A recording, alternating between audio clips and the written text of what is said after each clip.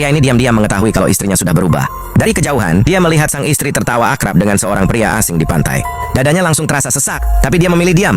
Keesokan harinya, dia datang ke villa yang dulu ia beli untuk keluarganya. Saat mendekat, terdengar suara tawa dari arah samping rumah. Ketika mengintip, dia melihat istrinya lagi bersama pria asing itu.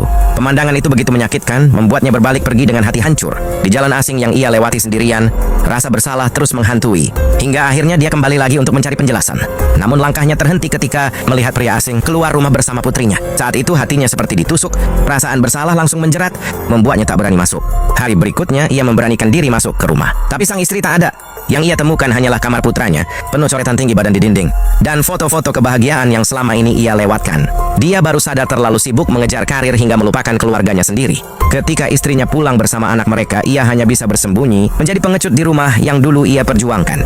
Bahkan saat pria asing itu datang bersama putrinya, mereka semua tampak seperti keluarga bahagia dan dia hanya bisa menyaksikan dari jauh. Di ruang tamu, ia menemukan dokumen imigrasi.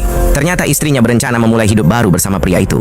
Dengan hati kalut, ia mengikuti mereka ke pantai. Dari kejauhan, ia melihat mereka tertawa, bermain pasir seperti keluarga utuh. Dadanya semakin berat, dipenuhi kebencian bercampur bingung.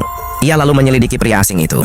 Hasilnya mengejutkan, pria itu hanya pekerja biasa dengan penghasilan jauh lebih kecil darinya. Pertanyaannya, kenapa istrinya memilih dia? Rasa penasaran membawanya ke rumah sakit. Di sanalah ia mengetahui fakta mengejutkan. Pria asing itu ternyata memiliki seorang istri yang sudah lumpuh bertahun-tahun. Wanita itu berkata ia justru lega suaminya punya wanita lain karena ia sendiri tak mampu lagi menemaninya. Kata-kata itu menampar keras membuat pria ini bertanya, mungkin justru dirinya yang selama ini menghalangi kebahagiaan istrinya?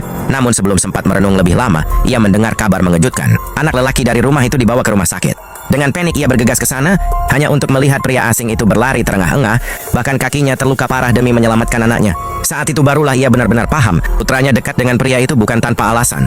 Istrinya pun jatuh hati bukan karena harta, melainkan karena perhatian dan pengorbanan. Akhirnya dia memilih mundur. Dengan hati yang hancur tapi juga pasrah, ia pergi meninggalkan keluarga itu